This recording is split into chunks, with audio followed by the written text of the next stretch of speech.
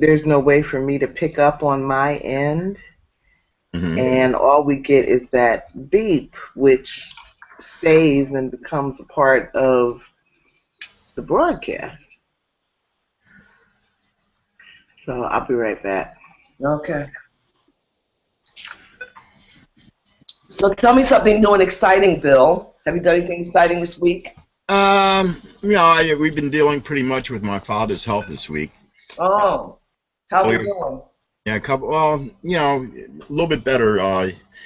They had to do an emergency amputation on him the day before yesterday. Oh, Lord have mercy. Left leg, because the circuit, Oh, wasn't good, and the cardiovascular surgeon was monitoring it, and then the circulation stopped and the legs started turning black. So in order to life, they had to amputate the leg. So it's wow. kind of weighing heavy on the family, because no one was prepared for that. Everybody thinks people go in the hospital and they get better, and sometimes drastic measures have to be taken to get better, if that's the case. But it's all in God's hands, Yeah. and all we can do is hope, pray, and do whatever we can to make his life as comfortable as we possibly can. That's all you can do.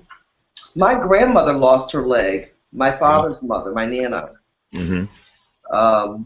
And she's very active, was very active, and it was a trying time for her. But she was resilient. Okay. Poor circulation. Right. Exactly. Yeah, poor circulation. And she lost her leg from that. Yes, she did. Mm-hmm.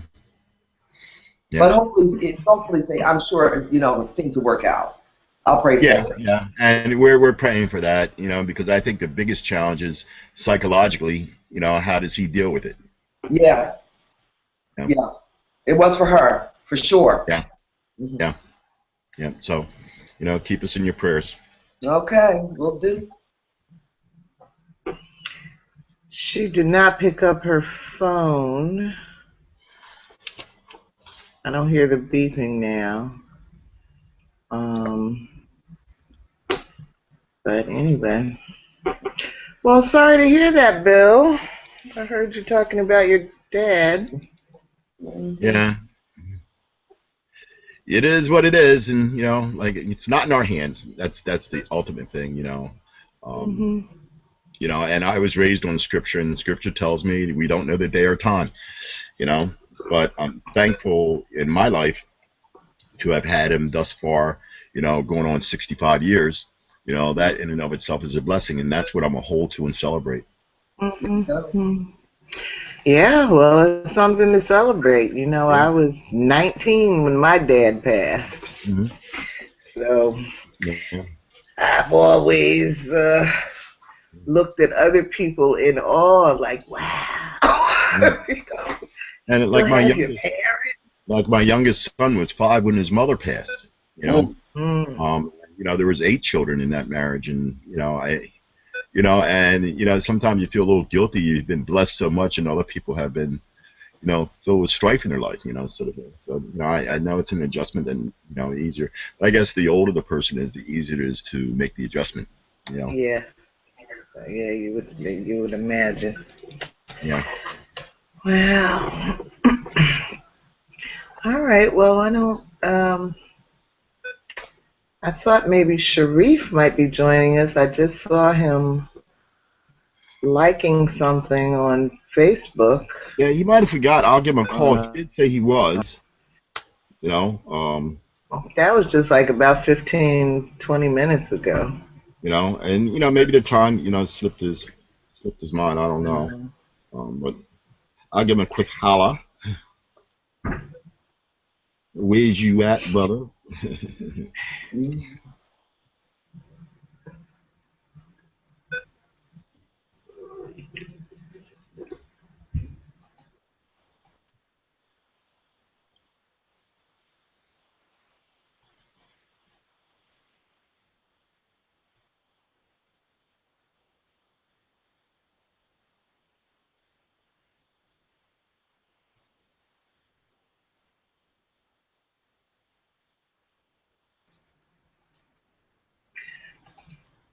Venita, Yes. I am going to attempt to do something. When I start the Hangout, it opens a new window. Yes. But for all the times that we have done the Hangouts, I have left my other window open. You Okay. know, my original um, that has all. Anyway, I think I'm going to try to close the original window and see if that gets rid of that sound. So if I happen to cut us off or anything, I will be coming back in, as soon as I can. So Okay. hopefully it shouldn't cut me off, but you never know. So I'll be right back.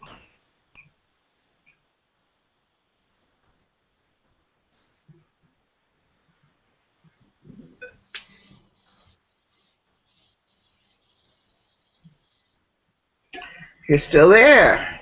Yeah. Oh, and I still hear that noise. That's what I was trying to do. Yes. Huh. I don't know what it is.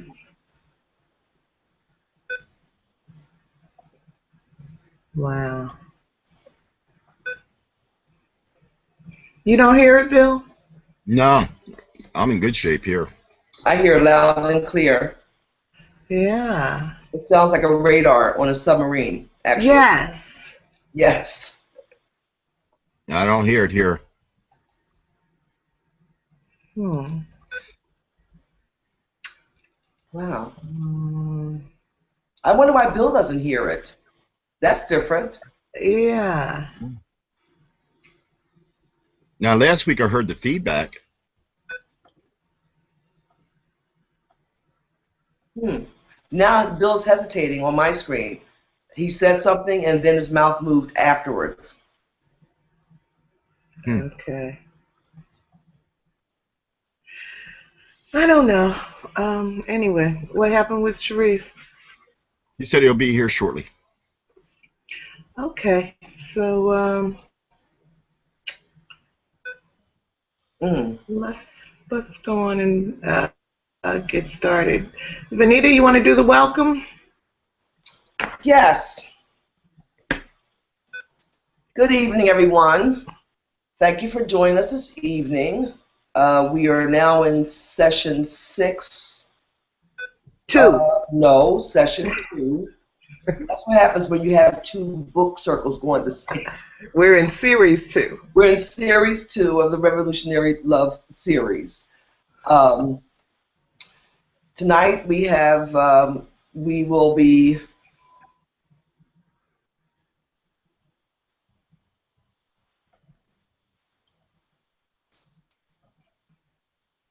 Are you frozen or big Yeah, Venita? it's freezing. Yeah, she seems like she's frozen. Her eyes are blinking. Venita, can you hear me? yeah, now I can. Now I can. For some reason, just lost like, Oh. wow. Tonight we'll be talking, we'll be discussing Black Male D. Um, and let's see. I'm having a brain freeze here. All right. You want me to do this? Yeah, please. I'm just having a brain freeze. I don't know why. It's all right. It's all right. I should have warned you. Um, Hello, everyone, and welcome to Series 2 of the Revolutionary Love Leadership Series. We are focusing this session on the book Black Male, published by Inner Child Press, which is a collection of poetry, short stories, commentaries, and historic speeches related to the Black American male experience. We started Series 2 on December 18th, and we'll be here on Friday evenings at 6:30 p.m. Eastern Time through April 15th, focusing on this book. These hangouts are open to the public, so you are welcome to join us in these sessions at any time. My name is Michelle Odom, and I am one of the co-hosts of the series, and I'm located in Brooklyn, New York. And Bill? And I am Bill, aka William S. Peters Sr., and I'm located in southern New Jersey. And my name is Venita Walker, and I am joining you from Cromwell, Connecticut. Welcome. Okay. So tonight we are focusing on the section in the book called From a Gathering of Words. And A Gathering of Words is a book that was produced the year that Trayvon Martin was killed. Bill, do you want to say a word about A Gathering of Words? Yeah, I can.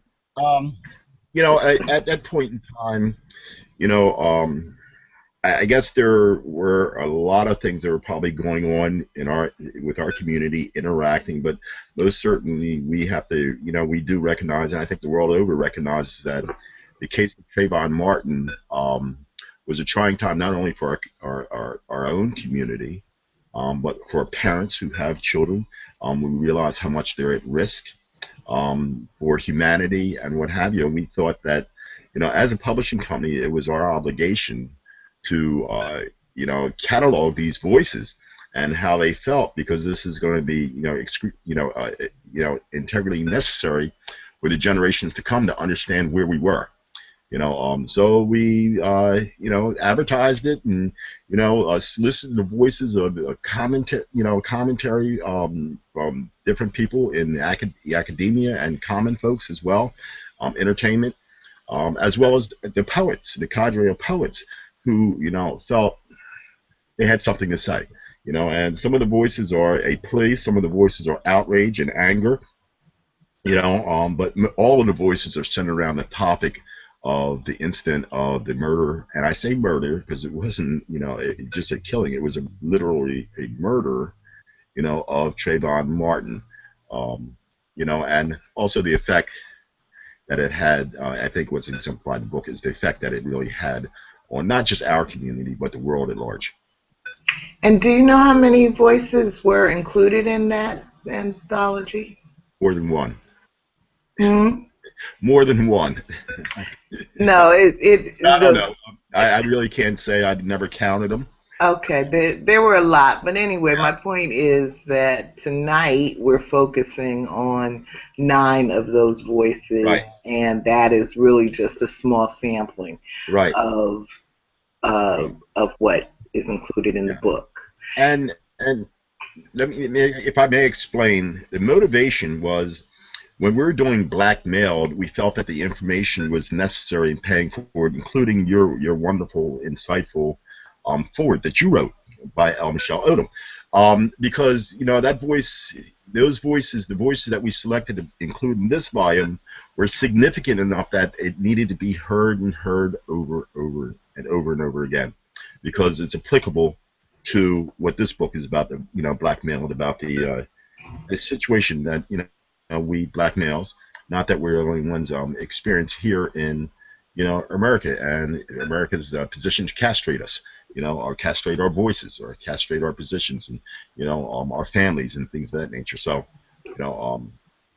that's why we have the redundancy of your voice and various other voices that we felt were significant enough to include in Blackmail.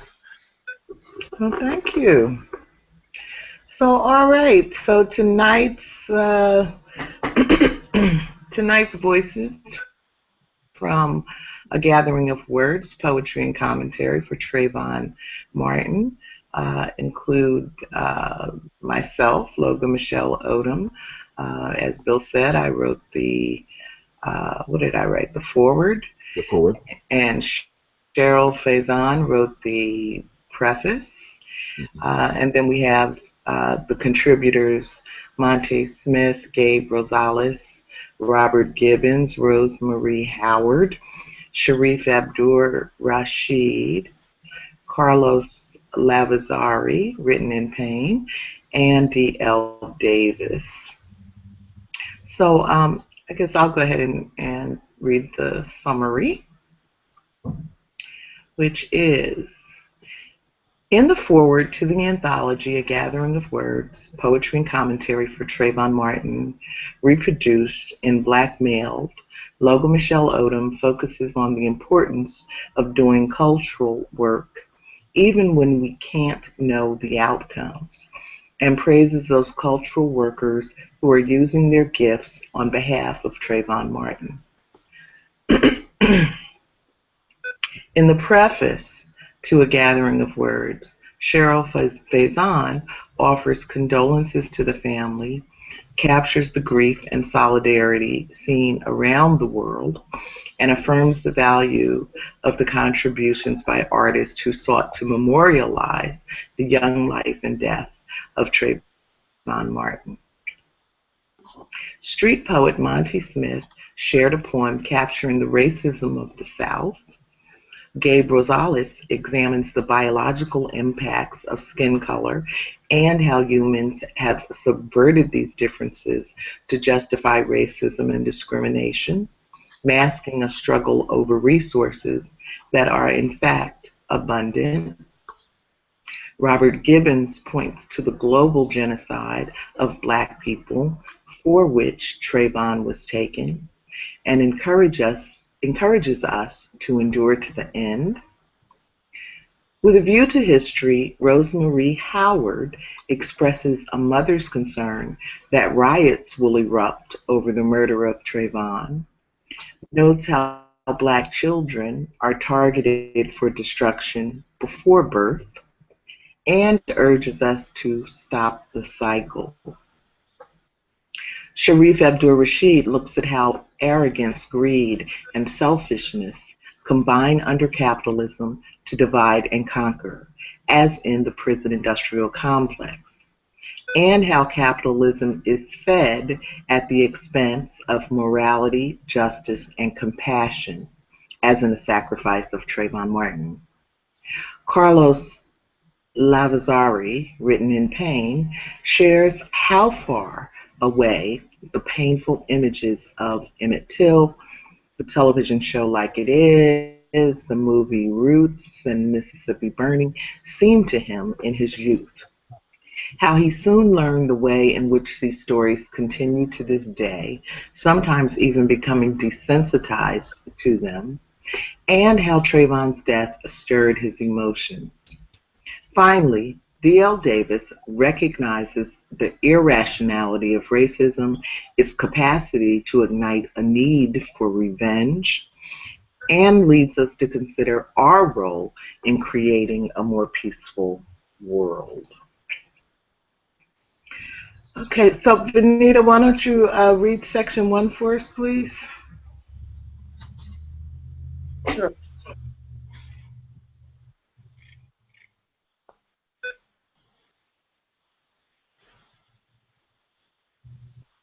Key points and discussion questions. Loga Michelle Odom and Cheryl Faison. Did I pronounce that correctly? Yeah, Faison. Faison, okay. Evoking emotions. In the foreword to the anthology, A Gathering of Words, Poetry and Commentary from Trayvon Martin, reproduced in Blackmail D, Loga Michelle Odom focuses on the importance of doing cultural work, even we can't know the focuses of the importance of doing cultural work, even when we can't know the outcomes and the praises those cultural workers who are using their gifts on behalf of Trayvon Martin. In the preface to A Gathering of Words, Cheryl Faison offers condolences to the family, captures the grief and solidarity seen around the world, and affirms the value of the contributions by artists who sought to memorialize the young life and death of Trayvon Martin. Question 1. Do you think it is true, as Odom asserts, that many human beings are closed down emotionally and untouched by the tragedies of our children and families are experiencing? Why or why not? Number two, what advice do you have for helping people look at different issues? If you think seeing reality is a healthy approach to living through the turbulent times. Number three, what kinds of cultural products, EA poems, songs, painting, films, stories, speeches, sermons, etc., do you tend to find most inspiring? And why do you believe these productions reach you? Number four, why do you think the death of young Trayvon elicited such a strong emotional and global response when the killings of so many other young people and Afro-Americans go largely unnoticed? Hmm. Okay, thank you. Venita, did we hear your introduction? I mean, where you're from and all of that? Yes, I did. Yeah. Oh, okay. Well, Shareef has joined us. Welcome, Shareef. Uh-oh, can't hear you. He's on silent again.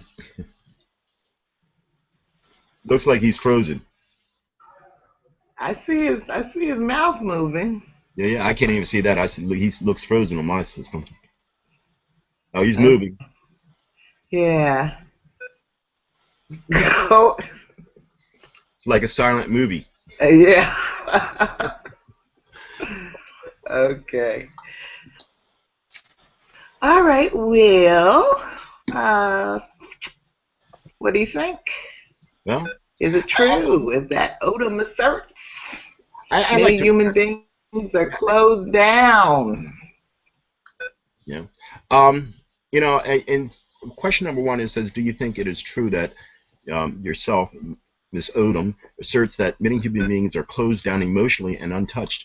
I find this, very, very interesting, and it's pretty much what I feel has transpired, since the civil rights movement in the '60s, is the fact that, I think we, not just us, but America in general, I don't know if we're some type of a quasi drug addicted society, in that the fact that when things become traumatic for us, we look for a drug, whether it's the change of consciousness, or this going to sleep type mentality, or rationalizations, or literal physical drugs that inebriates us to kind of forget and not endure, or the pain or the challenges that change requires. Because change requires a lot of courage and it requires a lot of effort. You know, and I think for the most part, we're so distracted, in our society by things, that we're willing to put, the trials and tribulations aside, and find our little, comfort zone, and thereby allaying change off, until again, something else rises that is traumatic. Now, as far as Trayvon Martin, we all know that Trayvon Martin in and of itself may be unique in the circumstances, but if you would, the mentality and the practices is something that we have seen time and time and time again. For whatever reason that the media decide to pick it up and run with it, is another story, which so shows how susceptible we are to what we're being told, you know, um, by the media, as opposed to the reality many times. Yes, it was tragic, but Trayvon Martin was not the first. We all are familiar with the name of Emmett Till, and we're all familiar with the horrific images. That even in the '60s, when I was a teenager, people were being lynched in Alabama and Mississippi and Louisiana, and and for every story told, there's probably a dozen that we're not told. You know. Mm-hmm. What do you have any sense of? Yeah, I mean, I heard you just say for every story. Uh-oh, that echo is getting bad. I just heard you say for every story told, there were that many that were not told. But do you have a sense of whether people were more open to wanting to know or being concerned about what was happening in the community in the 60s or earlier? I can relate on a personal level back to my grandmother. She in herself was a trailblazer, in a sense, in the fact that from her and my grandfather from very, very early ages, had to be independent. And, they found their home in Savannah, Georgia, and it was like, we know who they are, but not ignore them, but just try not to bother with them, because they're capable of things that we really don't want to deal with. So back to the inebriation process, I think to a certain point, we become callous and also secure in keeping our place. I don't think it was until like the 70s that we were looking for more of a mainstream, position, which greatly upset, the status quo. That we would think that, there had to be affirmative action and all these other policies instituted, to secure us the ability to have rights. Even though the Civil Rights Bill was passed, we still did not have them in application. So consequently, affirmative action and all these other movements in law had to be made. I mean, even to this day, when we talk about voting rights, it's dependent upon the Senate and Congress constantly ratifying them or renewing them. It's not a right. It's and it's not the privilege that everybody else has. It's like, okay, now we feel like, renewing it, we're going to give it to you. And, that has come up in question several times since the 60s as to whether they're going to renew it or not. We heard controversy about that. So, as much as we would like to consider that this is a new age and we are equal, the truth of the matter, we know in practicality that we are not. We were never wanted to be equal by and large, not by all, but by and large by the European, persuaded American. And because and for whatever reason, the point of the matter is, the struggle will continue. That's my feeling. Mm-hmm. Can you hear me now? Yes. And tell us who you are and where you're from. My name is Donald Trump, and I'm from Manhattan. You look just like him, too. Thank you. If there's one person I would kick out of the hangout, that would be him. Yeah, but before you kick him out, can you send me a check? I consider that, man. Just behave yourself, okay? Yes, sir. Be you. You got to be huge on this show. You got to be huge. Yeah. Well, we're glad you could join us tonight, Shareef, because this is Shareef Abdur-Rasheed. I mean, that was a joke. I mean, I'm not that idiot. We actually have one of your writings is up for discussion tonight from the Trayvon Martin book. Okay. So I guess I would say, Bill, one thing I was thinking about when you were talking about the drugs and the methods of escapism that people use is that it's pretty interesting these days to see. It's been going on for a while, but it's now getting a lot of attention. The heroin addiction going on in the white community. And it's really being seen as an epidemic, and there's all this talk about the need to respond with care and compassion, rehabilitation, and all that kind of thing. So I don't know what white folks are trying to escape from, but I've always seen it as a phenomena and always found it interesting. In my own case, I had an experience with sexual abuse as a child, and one of the effects that it had on me was I blocked it out of my memory for a good decade. And so while that decade was was going by, I'm acting out and just really like disconnected. My body is like disconnected from my mind. And so when I started to reconnect, I was so shaken at understanding, at coming to understand that we can disconnect in that way, that I really made a conscious decision that no matter what was going on from that point forward, I was going to look it straight in the eye, because I didn't want to have that kind of disconnection going on.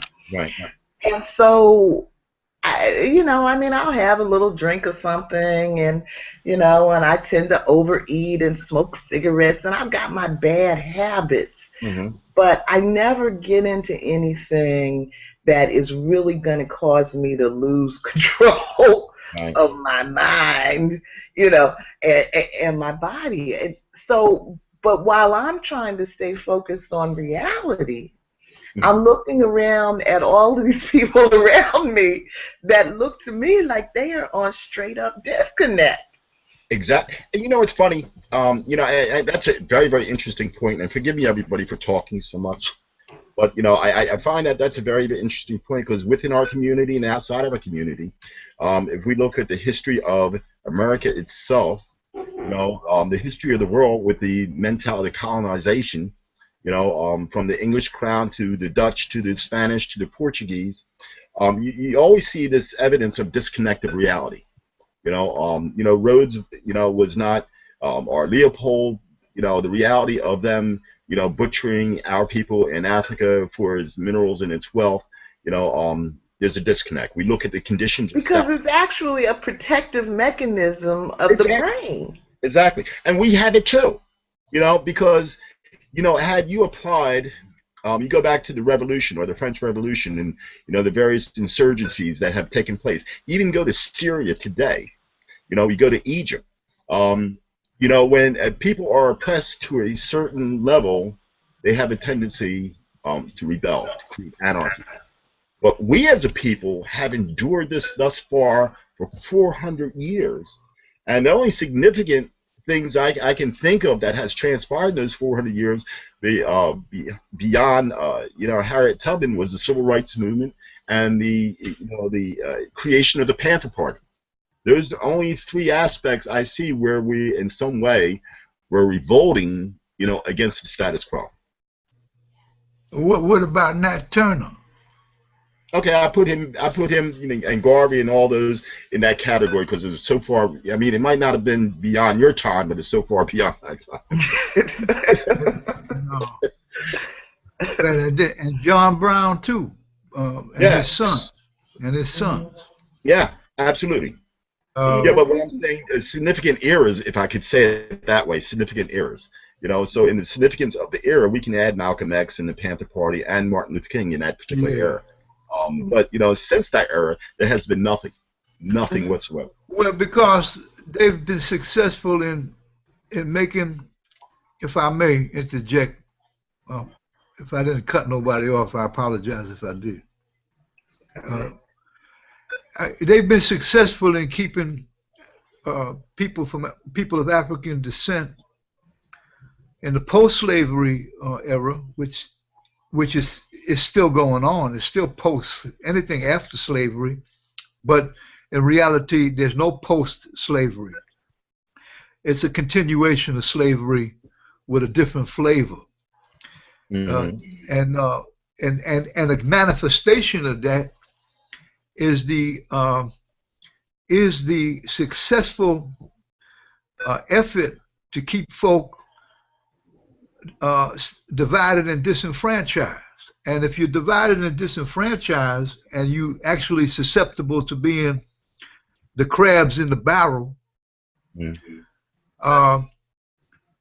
proverbial crabs in the barrel, you're not going to get to any level anywhere near where there's a valuable insurrection or anything that even resembles that outside of rhetoric. And that's all we've been getting for a long, long, long time is rhetoric. The civil rights movement, being what it, for whatever it was worth, there was a certain degree of success for a temporary amount of time with passive resistance based on the Mahatma Gandhi model that Martin, may peace be with him, adopted as his strategy. But this kumbaya and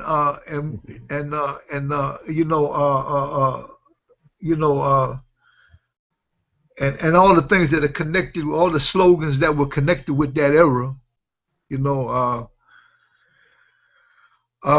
had people come in and co-opt the whole movement and actually promoted their self. They enhanced their own individual careers, or whatever you might call them, self-grandizement. They engaged in self-grandizement on the backs of the people who sacrificed in that movement, even lost their lives, and even around the issue of voting, and that sort of thing. And anybody who remotely suggested that they would go another route, and we know what that route is, because you don't have too many options if you're dealing with stark oppression and injustice, a perpetual oppression, and an agenda that promotes it, that is state-sponsored, you don't have a hell of a lot of options. You're going to have to, or get off the pot. Or you can talk a whole lot of stuff, but they don't care how much stuff you talk as long as you're not doing nothing viable to propose a threat. Now, anybody that they even remotely think might get something together, and that people would catch on like wildfire, via the Panther Party during their days. Look at the effort that was mounted against take the Panther Party.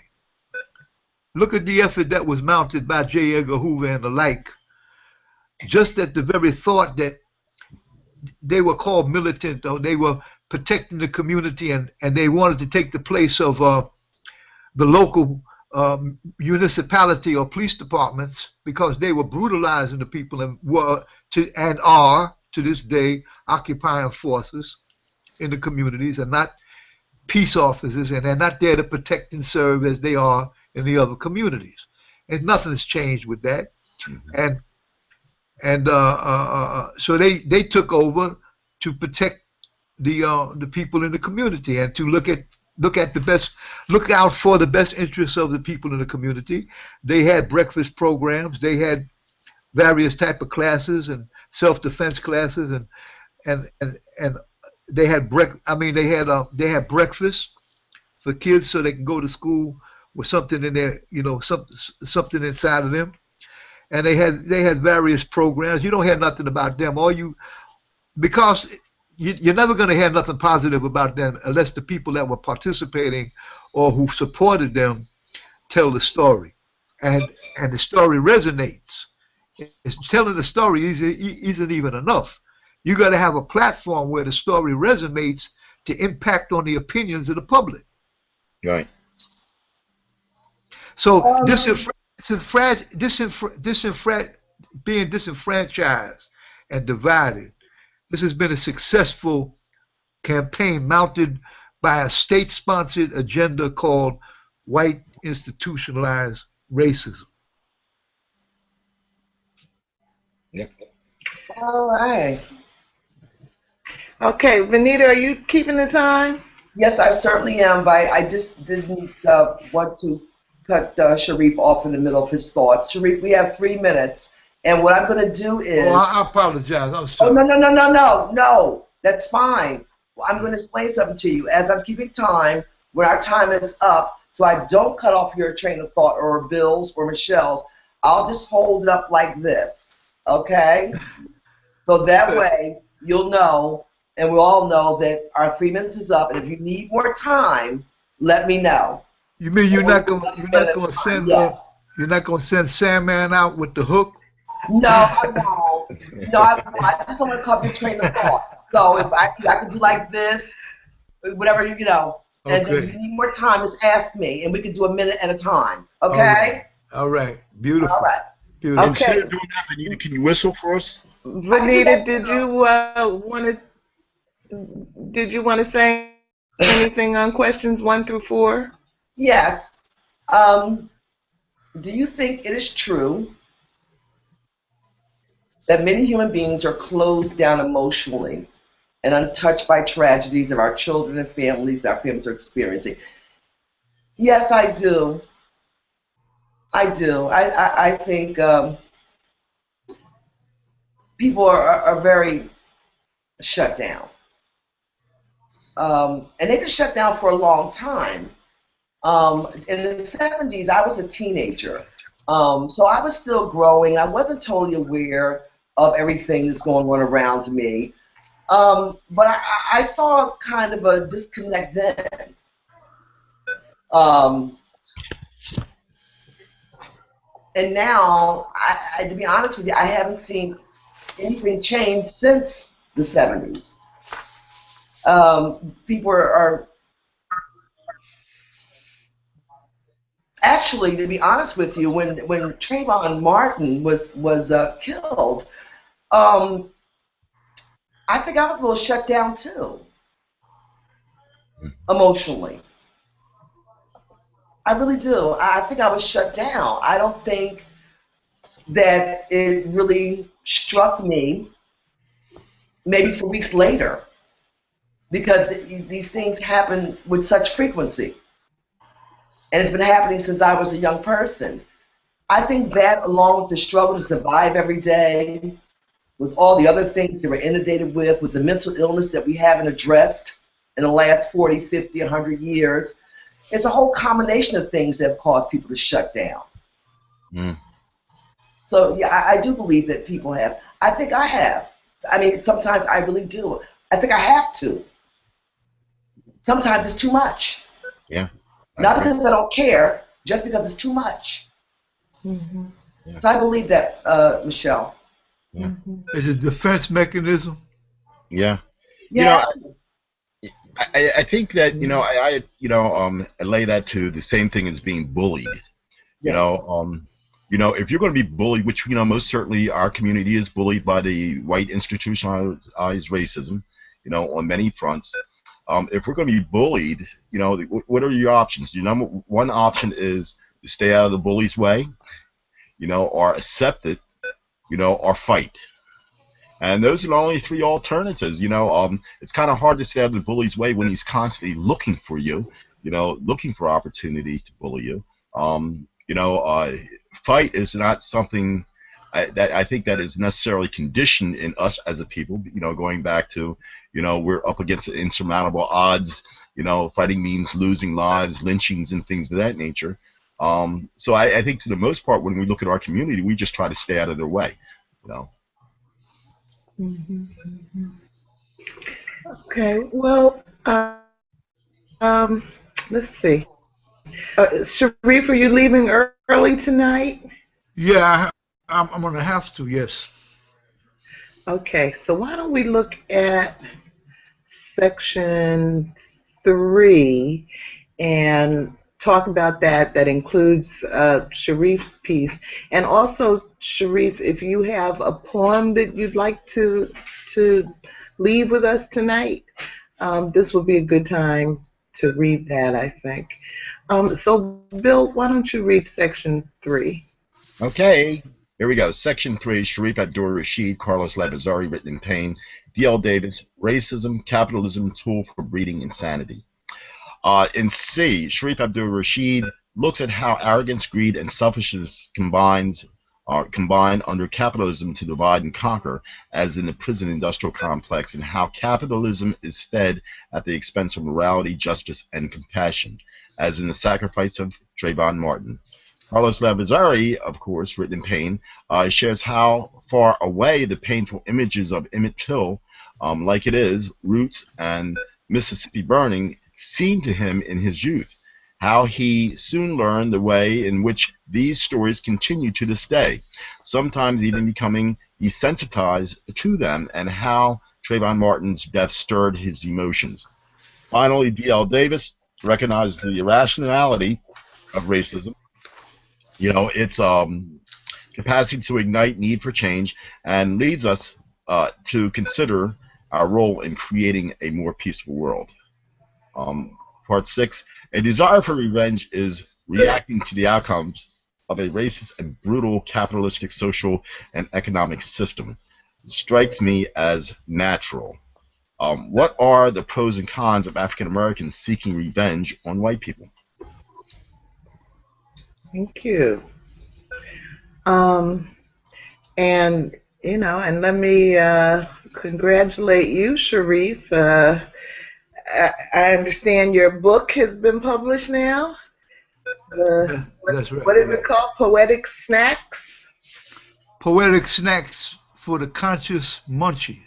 For the Conscious Munchies. I'm going to show it to you. Hang on a second. Okay. So, and that book has been published by Inner Child Press. Is that right, Bill? Yes, ma'am. Okay. When did it come out? Was this past week? Yeah. Actually, it's 2 weeks now. Okay. Mm-hmm. Okay. Yep. So that's wonderful. Okay. A desire for revenge. Okay. See. Poetic Snacks for the Conscious Munchies here. Poetic Snacks for the Conscious Munchies. All right. With little munchies on the cover. And that's that intimidating looking old cat before he let his hair grow. Okay. My kids call me an OG. Mm. And is it all poetry in there or Poetry what? and commentary. Okay. If you want me to read the commentary or I'll do a poem, it's up to you. That you just call the shot. No, you call the shot. Well, you want something from the book or you want a newer piece? Let's hear something from the book. Okay. All right. Alrighty. Just a moment. Okay. How does it feel now to be a published author? It feels very good, to be honest with you. And I hope I'm blessed to do it again if I'm given the opportunity, Hey. But I'm very grateful to have done it this time, And I was separate unequal. Okay, 64. Okay, 64. I might do the commentary piece, being that we're on a. Just a moment. Can you bear with me? Sure. Yeah.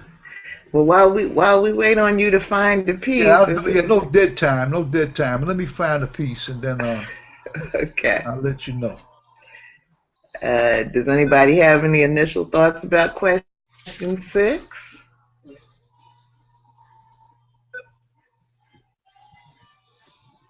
A desire for revenge. What are the pros and cons? I think this speaks to what I just spoke to. I mean, I think inside, I think not only just us, but every human being, there's some mechanism. Either I want to get even, or I wanted something to stop this stuff altogether. I don't think it's. I don't know if forgiveness per se, though, as much as we tout that as being a part of a Christian nation or a human fabric, it's forgiveness and forgetting are two different things. What the outcome is, I'm just as mystified as everybody else.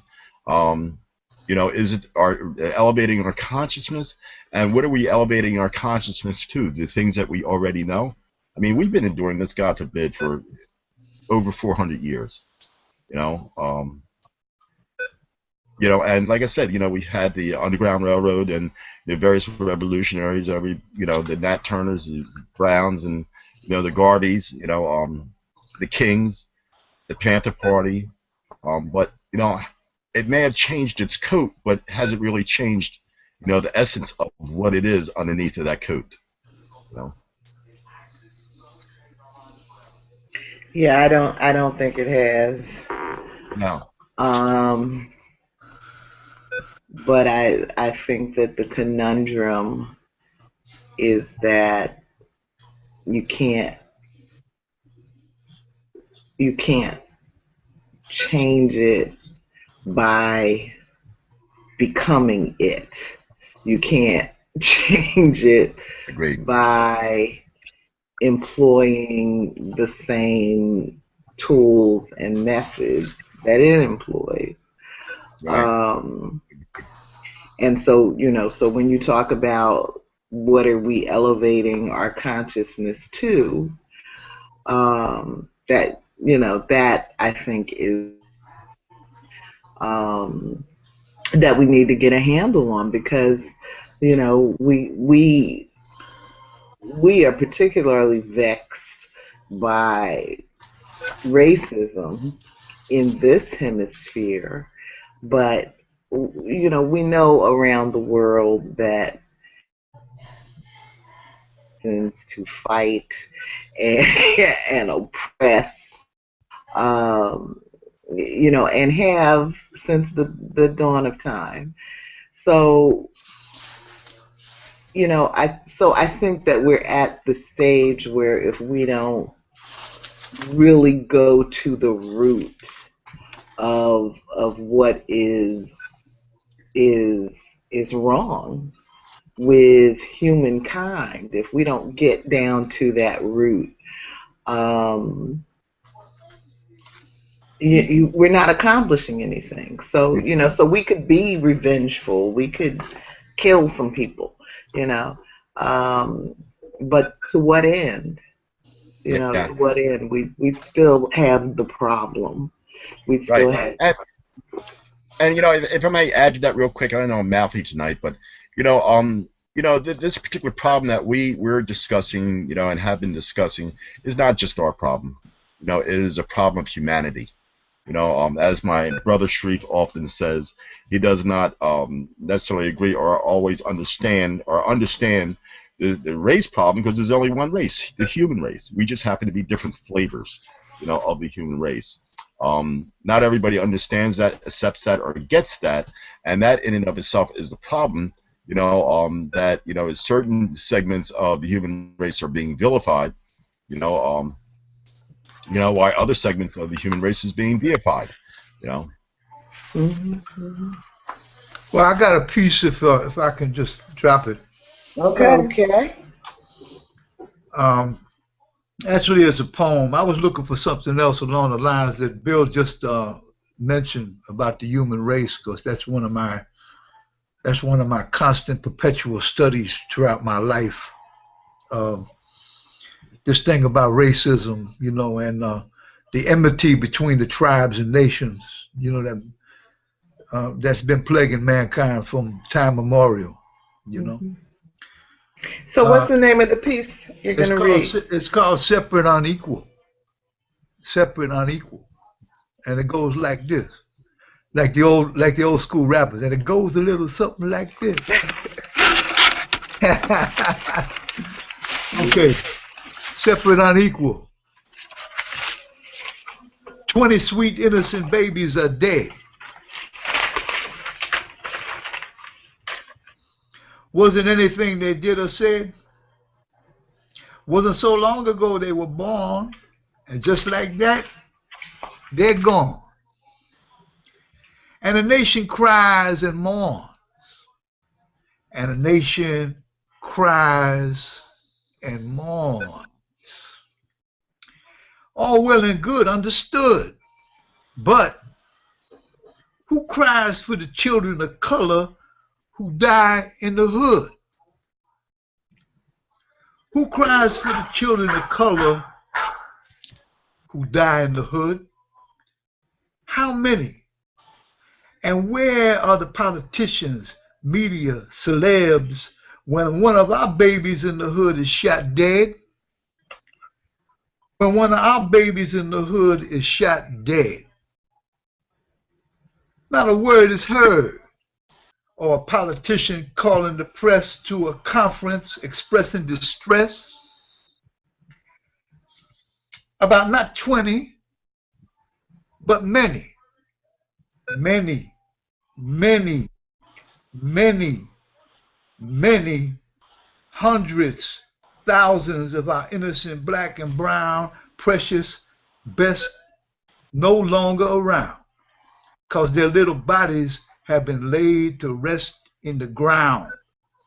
Their little bodies have been laid to rest in the ground. Why are the media and notables so vocal about 20 and not a word is said about the many, many, many, many? The silence cries out loud. There seems to be a double standard around. There seems to be a double standard around. And that's that piece. All right. Thank you. Very nice. Yeah. Okay. Who cries for the children of color who die in the hood? That was about Connecticut, Sandy Point. That was a piece I wrote after Sandy Point. Remember that? With the 20 people that perished in Connecticut, you know. Right. Then I thought about Chicago, in particular Chicago, but not exclusively, but in particular Chicago, and the sheer numbers of our youth who constantly meet their death in just that one city. Never mind L.A., never mind New York, never mind St. Louis, never mind wherever. Okay. And I said, that was the impetus that encouraged me to write that piece, you know. So how would you answer your own question, or why do you think children of color don't get the same? Oh, you know the answer. Well, I want to hear your answer. Because they don't care. They do not care. They don't see themselves in those children. They don't see their nephews and they don't see their cousins, and they don't see their sons and their daughters in those faces. They don't relate to people of color, the people who wield the metal of power in this country, law enforcement, you know, especially law enforcement, because they can move with deadly force and terminate you. You know, that's that word. They get their own word, like neutralize him. You know, terminate him. You know, like it's a video game or something. Mm-hmm. And then, you know, and they still haven't moved on. You know, it's a complex answer because that's a complex question, because yet very simple at the same time. It seems to be a contradiction, but it's not a contradiction, because all of that's in play. Mm-hmm. For instance, that they have never made a viable attempt, a concerted effort, sincere concerted effort in law enforcement throughout the nation to screen their prospective personnel that's entering the police academies, to make sure that they're not even closet bigots, if that's possible, and do all they can to open up their minds and find out how diverse their thinking is when they enter, especially if they're going to police communities of color. They have never taken the time and made the effort that would perhaps if not eliminate, would reduce the occasions that people of color are confronted with deadly force when it was not applicable, when it was not necessary, and it wouldn't have not, and that same reaction by police or law enforcement would not have been levied on other people, on other folk. Okay, It's just reserved for certain people. Mm-hmm. And so, just like the concept of serve and protect does not apply to the communities of color. They're not. That's not their mindset when they enter the communities of color. Mm-hmm. They have a different mindset. Their mindset is to occupy and to pad their count so they can get their quotas taken care of with their supervisors and the people in the people in the echelon of law enforcement, be it the lieutenants and the captains and the precinct commanders, that sort of thing. And so the patrolman out there doing in his sector car with his partner or whatever, they got quotas. They go to communities where they feel there's a gold mine to fill their quotas. Okay. I also think that they go to those communities to fill those quotas because it's also acceptable to do so. It's not that there's more crime in our neighborhoods than it is in their neighborhoods. They have just as many kids or more doing drugs that we do. But, it's so easy. We're easy targets, because of skin color and because it's condoned, by the white institutional racism that goes from the prison complex to the beat cop, through the court system, the district attorneys, prosecutors, all the way through. It's like they're doing what they're supposed to do. Yeah. Yeah, that's why I said it's state sponsored. It's state sponsored. The state encourages exactly. it. Absolutely. Okay. Venita, did you want to comment on the poem or on the question of revenge? I know somewhere in the Bible it says an eye for an eye. But I beg to differ. I don't believe that two wrongs make a right. And as Shareef said, there is no such thing as race anyway. It's a human race. I think that we have to show sometimes even an enemy. We have to deal with them in a different way. I'm not sure if it's going to be through education. I know it certainly can't be revenge. I'm not sure if we should show it through a little love. And I'm not talking about police in particular. I'm talking about people in general. That have a hatred in their heart and biasness and prejudiceness. But I do believe that that we should show with more love, because really, when you have these awful. Excuse me a second.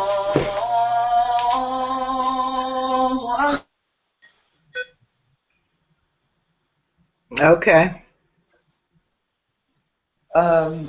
When you have those type of feelings and thoughts in your mind and your heart,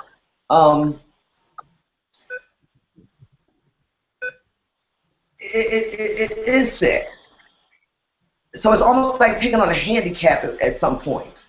Someone that's at a disadvantage. Let's put it that way to be politically more correct. Because you're not dealing with folks that have all their faculties when you can actually not look at another human being as being human. So no, I don't believe that revenge would be the way to go ever. I think we have to. May I ask a question? And get everybody's feelings, even though I have my own. If you mind, if I ask a question, Michelle? No, go ahead. Do you feel at present that there is an agenda? There is, a segment that is acting as instigators to evoke us to act in revenge, so that it gives them license to do other things. Are we being provoked? Yeah.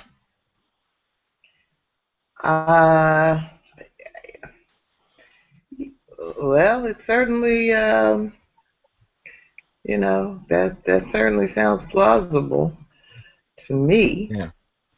Yeah. Um, The only reason go ahead, I'm sorry. no, go ahead. The only reason I say that is that if we're to be honest with ourselves, when we look at Excuse everything me, Bill, for a out, second. Shareef, I'm sorry. I muted you when you stepped away, and now I don't seem to be able to unmute you. But maybe if you, How's yeah, that? you can do it on your end. Yeah, just in the future when you like have noise going on in your background, if you would just mute the mic so we can keep going. All right. I'm sorry. Yeah. All right. Like now.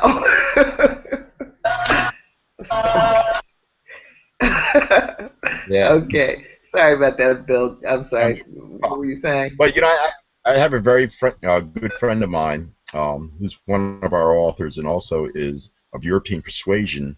Had disclosed to me, well, she does a lot of work with the government, that there is, in fact, and not just unspoken, but there is an agenda, to provoke our community, um, into a reaction, you know, like even in reference to the coverage that the news media does. I mean, there's just as many, affronts on, white folks as there is on us, yet and still we dominate the news in reference to what's going on. So I think that that particular consciousness is something we need to understand. Is that we, in essence, really are provoked, and there is an agenda. Whether And what is the agenda? well, I think the agenda is, as I said, to provoke us. That gives them license to do whatever they want. Just like right now, the current license that's being employed by law enforcement is, I felt my life was threatened. That's the rhetoric that is produced every time. Whether the guy was just opening his car door or the guy was, having a heart attack or a seizure. It's like, just like when you see them tussling with, somebody on the ground, or they got somebody down on their face and they got their hands behind their back, and they keep saying over and over, stop reaching for my gun, get your hands off my gun.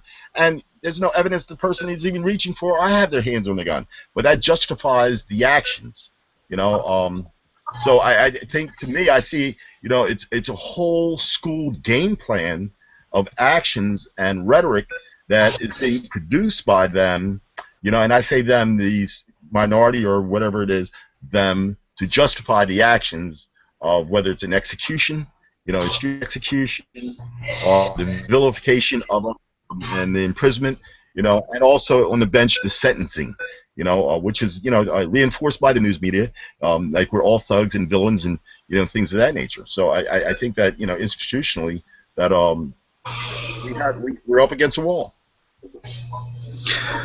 Did y'all ever read? Can you hear me? Mm-hmm. Yeah.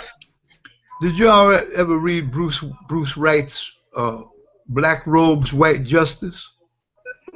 I did a long time ago. What you think of that? I don't even remember. I liked it. Yeah. But I don't remember much about it. He just ignited a thought process in my mind when he talked about the bench, and I thought of him. They used to call him Cut 'em Loose Bruce. Remember that Mm-hmm. in New York City?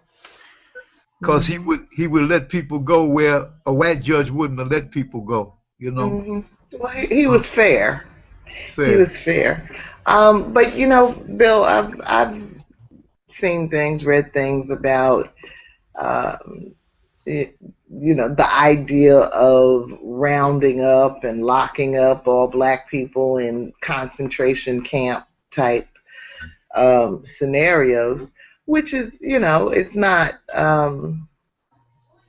it's within the power, it's certainly within the power of the government. We saw some of that capacity playing out during the Katrina. Right. Well, that's what the prisons are. Mm-hmm. Mm-hmm. On a smaller scale. Right. It's a means of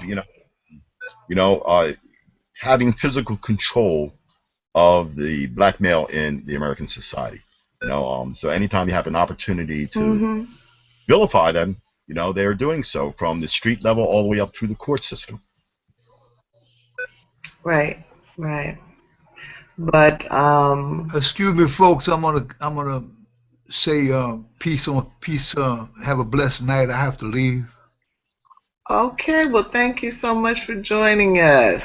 And congratulations again on your Thank publication. you so much. I appreciate your support. Thank you. And All kudos to right. Bill that who was the engine behind this effort. You know, All right. and he knows how much I appreciate his what he does. You know. Okay. And we are actually on break next week, Shareef. Okay. So we'll hopefully see you in 2 weeks. Gotcha. Okay. And oh, by one thing, if I could just preface my departure here by saying uh, Fridays is a very crazy day for me to try to squeeze things in. You know, it's packed with a lot of activities for me on a personal Mhm. basis. So, excuse me if I come late, or if I have to leave early. I'm trying to do the best I can under the circumstances. Yeah, we get it. Well, we appreciate the time you spend with us. And I appreciate y'all. Take care. Peace. Thank you, Shareef. And Okay, Steve, brother. have a Talk to blessed you later. weekend. Yeah, be blessed.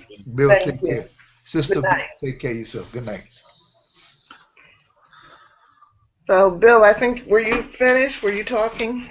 Oh yeah. I mean, and I'm just running my mouth, which I'm so good at. Excuse me. Okay. Well, let's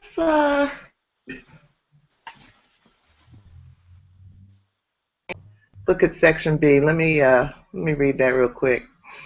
Uh, Street poet Monte Smith shared a poem capturing the racism of the South.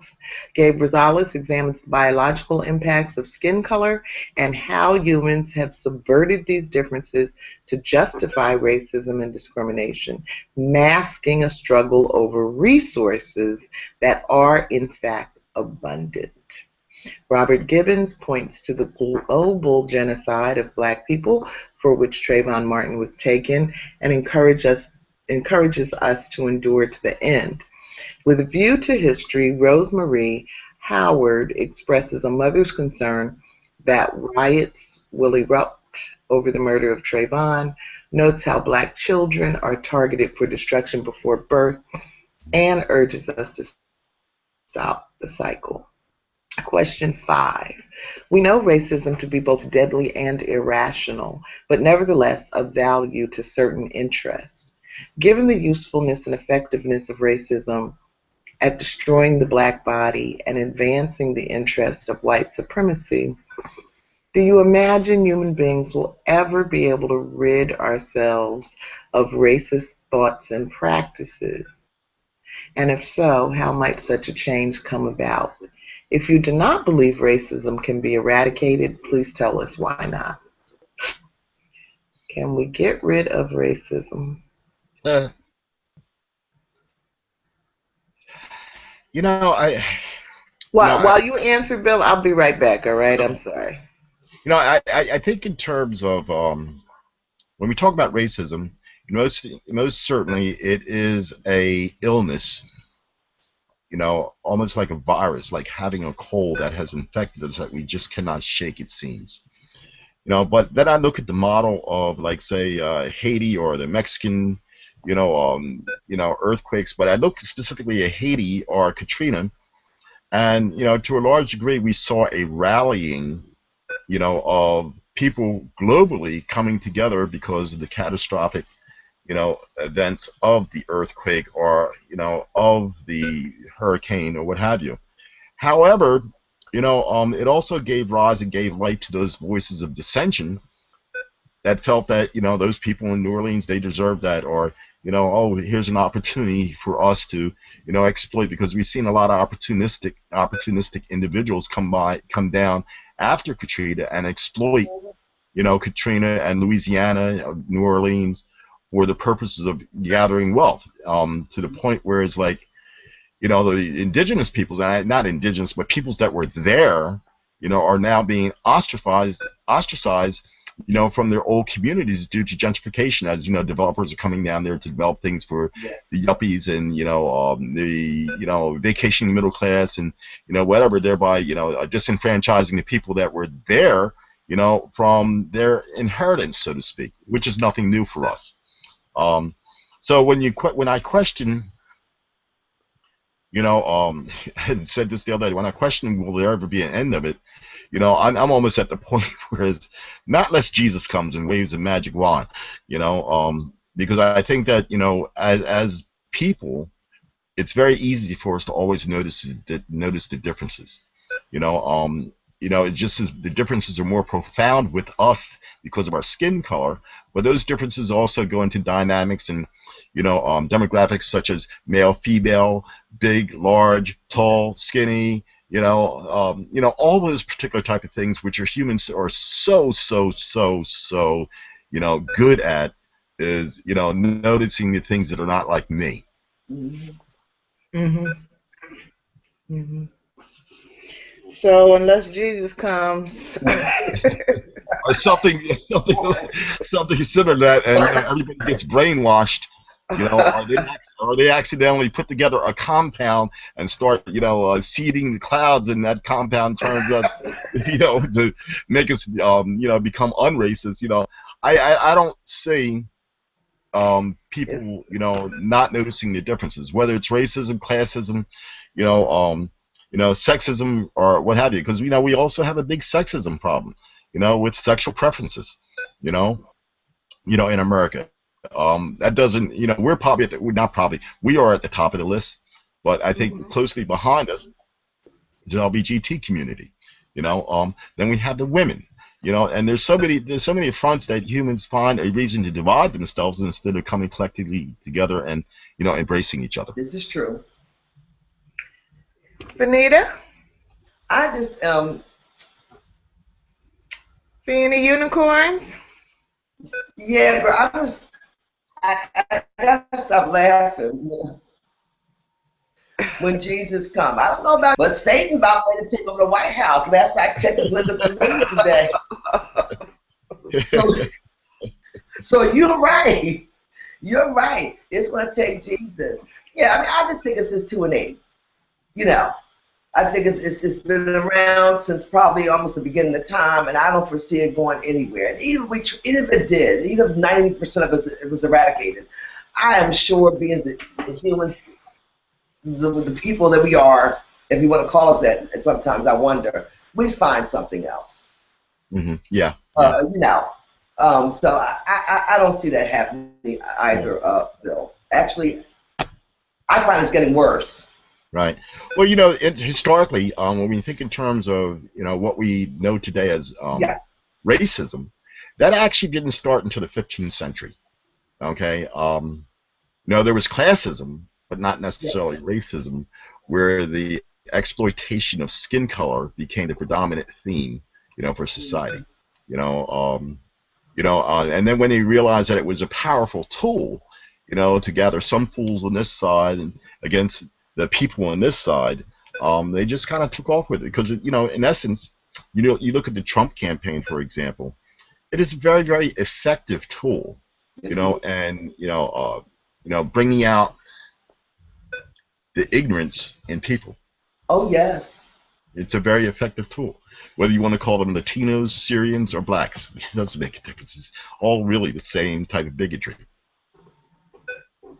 Yes. Well, I guess I'm going to have to inject some rose-colored here. Because y'all are a downer. Oh, please do. Give us a picture. Well, I certainly don't think we are anywhere close to solving whatever is the root problem with human beings. But I think that it's a goal and a vision that we need to keep out there and need to keep processing, and hopefully getting it into a wider spectrum of mass consciousness. like I'm thinking about um, things like left-handed. My mother was left-handed, and in the age that she grew up, born in 1933, that was not a good thing to be. Mm. You were ridiculed, and they tried to force you um, to to work with your right hand, and um, uh, because there was no understanding about it, and um, so I think that the process of evolution is imperceptibly slow, um, but occurs as well as regression, but occurs nonetheless. Um, when I when I was um, when I was in grad school, there was a lot of buzz around the term diversity, you know, and valuing diversity. And in fact, that was the subject of my final paper. Um, it's not so much of a of a buzz term anymore because in a large way the idea of valuing differences has been co-opted in a sense and corrupted in a sense. But fundamentally, um, I believe that's the direction that humanity needs to go in. For some reason, we are born with differences. The human family, you know, has evolved these differences, has evolved the male, has evolved the female. And some of these differences serve a specific purpose that we can see and are significant, and some not so much. But I mean, just if you think about a world that didn't have males or females, but just had what, you know, we'd be a different kind of species. So at some level, um, I think that we need to keep the idea out there that differences are good, and we need to value Yeah, differences and not vilify each other because of them. exactly. Very enough. Thank you. This was so wonderful. Well spoken, leader. All right. That's why you. Yeah, yeah. Let's take a quick look at the love note because we have talked about a lot of problems today. Racism, genocide, capitalism, desensitization, lack of peace are some of the problems identified in this week's reading. And do you see a way that revolutionary love might help to resolve some of the problems? Or did you see any examples of revolutionary love in the materials today? I think what Venita said earlier about um, to the revenge question about responding with love instead of revenge is one kind of way to answer that question. But I would add to question 7. Did you see any examples? I think it Rosemarie Howard Hmm. that expressed the concern about the potential for riots, and just like I was talking about learning how to value differences. One sort of difference that I've seen in a lot of men versus women as I've passed through this way is that men very often seem to be focused straight ahead. They've got a mission, they're on a target, and they move forward. And women seem to be better naturally at kind of looking at connections and seeing how it all pieces together. So Rosemarie is, looking at this grief, and this pain and this all of this outpouring related to Trayvon, and she's connecting it to where this could lead and what could happen. And so her piece expresses that concern. And so to me, that is an expression of love. It is an expression of love to be concerned about and considerate of how we impact each other, how things are connected, and how A leads to B leads to C. So I agree. Yeah, I do too. I definitely agree. I just wish if more people would think about that. Really think about that. What they do and how it affects others. What they say, what they think, how they move, and how it impacts the next person, which in turn impacts the next person. So on and so forth. Yeah, and if I may, I so agree with both of you. And if I may add, the ultimate resolve or resolution has to be transcendence. As Logan was saying earlier, transcendence away from these, archaic values, that separate us in differences, where it can bring us together, to work in a collective of humanity. And we have just as much to transcend. Not that we should forget where we came from, but we have some transcendence that we can provide. And most certainly we know that other communities have transcendence that they have to work at. But ultimately what it comes down to is humanity by and large must transcend not only the perpetrators but the victims as well. And I think when that begins to take place, that consciousness starts to roll around, which we can see evidence that it is rolling around. May not say we're going to solve all our problems, but we'll be well on the way to finding a more cooperative, method of existing on this planet. Because ultimately, we're all in the same boat, whether we want to admit that or not. It doesn't belong. The boat doesn't belong to any one particular demographic. Though we go back to colonialism, one demographic thought it was made for them and them alone, and we still see the prevailing of that archaic mentality that this is my world, and too often we reinforce that by saying simple things like this is the white man's world. Well, it's not. It's humanity's world. And I think we need to transcend that mentality that automatically acquiesces to saying this is the white man's world. Now, that relegates us into a powerlessness. This is our world as well. America is just as much ours now that we had been occupying it for 400 some odd years. If right be right, if we go back, as some propose, go back to Africa, then Europeans need to go back to Europe and give it back to the man who was here when, quote unquote, Columbus discovered it.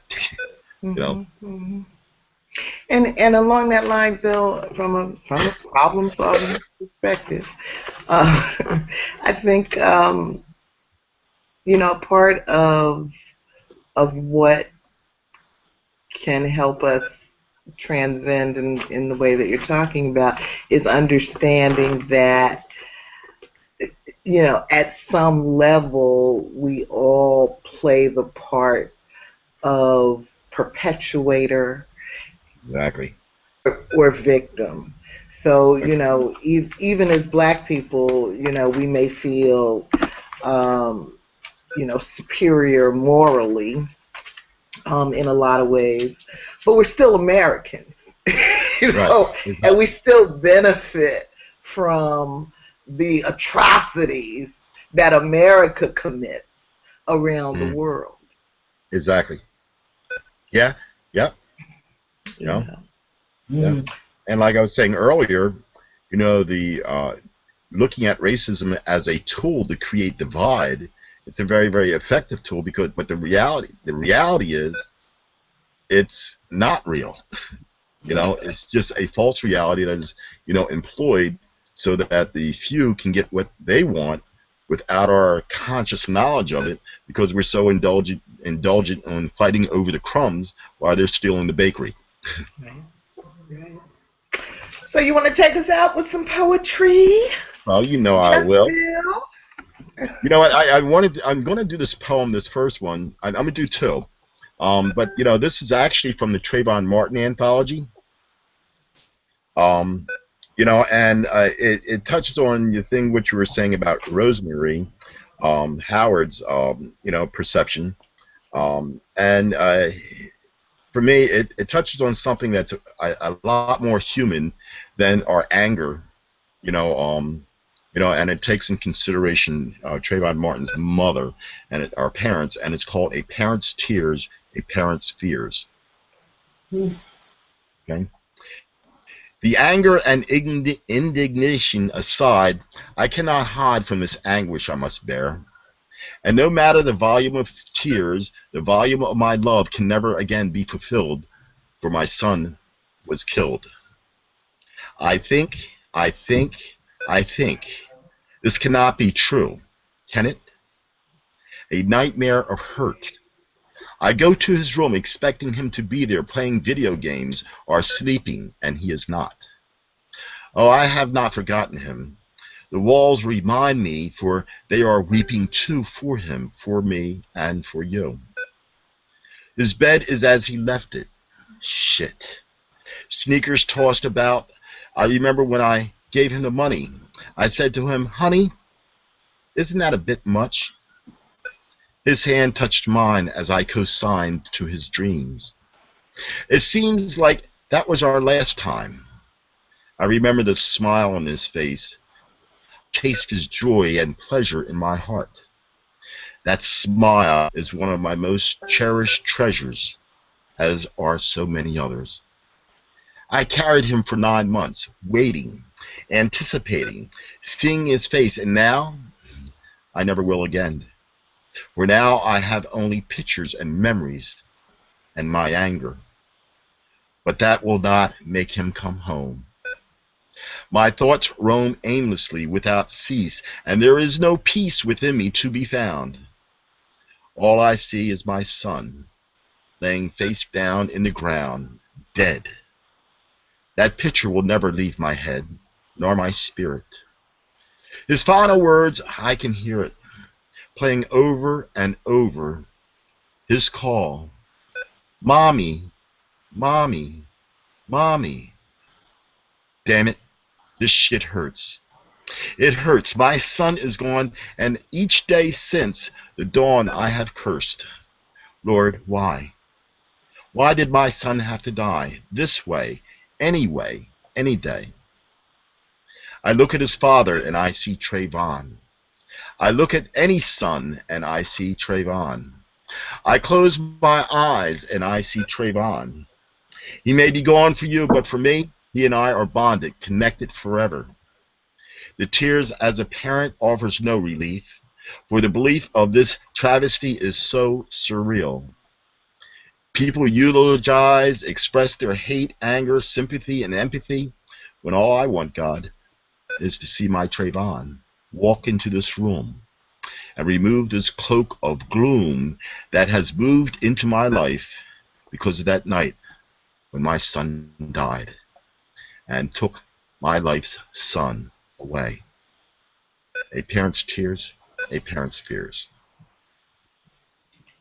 Wow. Yeah. I know. Yeah. And that was my thing, because I know how close I as a son was with my mother, and I know for mothers, fathers, as you were saying earlier, fathers have a different emotion about things. We're conditioned, okay, tough it up. Yeah, we can have our little silent tears and little dark corners and all that kind of stuff, and sometimes, in public. Mm-hmm. But, a mother, I think, bears a lament on their heart that, I'm not going to say never goes away. Oh, it never does. But it's definitely trying. Well, I've never been a mother, so I have been a mother. It would never go away. It would never go away. But, to bear that burden, and I think of mothers a lot of times, not only do they bear the burden for themselves, they bear the burden for the other people around them. Whether it's other siblings or the father, they bear that burden, and I can't imagine having to carry that, so that's what that poem is about, attempting to capture that perspective, Were you able to send the book on Trayvon to his family? No, I was not. No, I was not. You know, we tried on several occasions to whatever, but see, by that time, what had happened, you know, the endeavor became so commercial so fast. Mm-hmm. You know, in that they had, you know, and we fortunately got the book out before it became commercial. Mm-hmm. But shortly thereafter, you know, they were copywriting and trademarking his name that it cannot be used, and you know, all this kind of stuff. You know, Mm-hmm. licensing into different things for T-shirts and hoodies, and you know, and it just Oh, kind of wow. got to Mm-hmm. be a circus. So we Yeah. decided to indulge in that. Right. You know, and even so, I have my cousin is the head of the Philadelphia chapter for the Action Network. Mm-hmm. You know, Sharpton's, you know, organization, Mm-hmm. and I had an opportunity to spend some time with her going to California, and we talked about, you know, providing the book for the organization, but even that never manifested because and I don't want to speculate on why, but you know, it was a tenuous and, you know, whatever thing, and you know, in essence, we wanted the book to have more of a profound effect as opposed to being a political football. Mm-hmm. Mm-hmm. Yeah. Okay. Wow. Okay, so you said you had a second piece Yeah, the for us? second one, you know, is it's titled "A Skin with a View," A and what? the picture that I posted, a skin, like a skin with a view, Okay. and the picture that I utilized with this particular poem was a picture of an African American girl whose face was cut up in little squares, and there was white squares, yellow squares, and various other squares. So it was kind of like a combination of different skin tones, you know, that represented, you know, a multinational, you know, perspective. So, and I wrote this poem as "Skin with a View," and this literally speaks to us all. So that most of us live in a skin with a view, arbitrarily manipulated to divide me and you. The objective, of course, is to conquer by division, setting opinions askew from competent decisions. Our race and our creed is the most popular choice. The propaganda is fed to alter our voice. And then there is religion, oh my lord, attacking each other like a ravenous horde. Let's not forget gender and the ultimate selection process. I just don't get it, I honestly must confess. There are many other preferences created in our mass minds. As differences are created, found rooted in kind. But the line finally drawn is etched in the sand. The illusions of economics, isolated by demand. So, if we look at what divides us, these are but a few. But be careful, be keenly mindful of your own skin with a view. All right. Very nice. Very nice. Okay.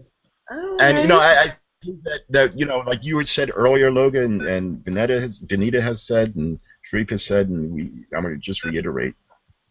Um, when we think in terms of judgment, you know, I think that there is a, you know, an abyss, a profound, or not necessarily, well, profound, but, you know, a steel trap waiting for us as well, you know, in that whole realm of judgment. You know, we can discerning's one thing, but judging, which leads to condemnation, we got to be very, very, very mindful. Yes, we can condemn the acts, but we got to be mindful of where those acts lead us. You Right. know, even if we're successful in some particular type of retribution or revolution, you Mm-hmm. know, we should by now recognize that, you know, if or when, not if, but when the pendulum does swing back the other way, um, that we are not a reflection of what we have experienced. Right. Right. And All right. unfortunately, I don't think enough people get that. But Yeah, that's just means that's where we have to head. yeah, exactly, exactly. Well, thank you, everyone. And as I mentioned earlier, we're on break next week, and we will be back on March 11th And I think at that point let me just check the contents, but I think, yes, we begin the historic speeches. And that includes The Ballad or the Bullet by Malcolm X, The Birmingham Jail Letter by MLK, and speeches by Angela Davis, Stokely Carmichael, and Huey P. Newton, as well as the material by Imam Jamil Abdullah Al-Amin, a.k.a. H. Rap Brown.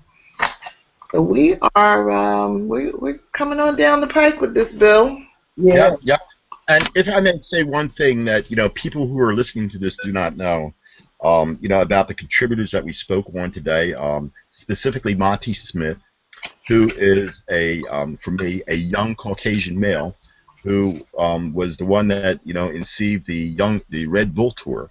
He's an activist, and he speaks very, very often on the inequities, as he talks about the down south, whatever, the inequities, of race, and then also Gabe Rosales, who was just last year involved with a project that dealt with the indigenous Americans, along with Noam Chomsky, a film that was developed, to show the inequities. Again, it's about racial divide, but he's very, very active. He's the chair of, what's the organization African Bombarded, chaired? Zulu Nation, in Southern California. And he's, again, is an activist. And I think that when you term yourself an activist, that means being an activist on all levels. So I just wanted to commend those two gentlemen who are not African American, that get it, that get it, and not only are they getting it on the couch, they're getting it and being active, and whatever. And I think that's eventually what has to happen. That we're not going to change this by ourselves, that just like we saw in the civil rights movement, there's going to have to be a co-joining and in-joining of various demographics, of race coming together, and getting it. Mm-hmm. All right. That was my 3 minutes. Or that's your phone? That's my phone now. It's your girlfriend, Michelle. Tell her I said hi. Good night, everybody. Good night, Michelle. Good night, Bill. Good night. Nice night. Okay, bye-bye. Bye-bye.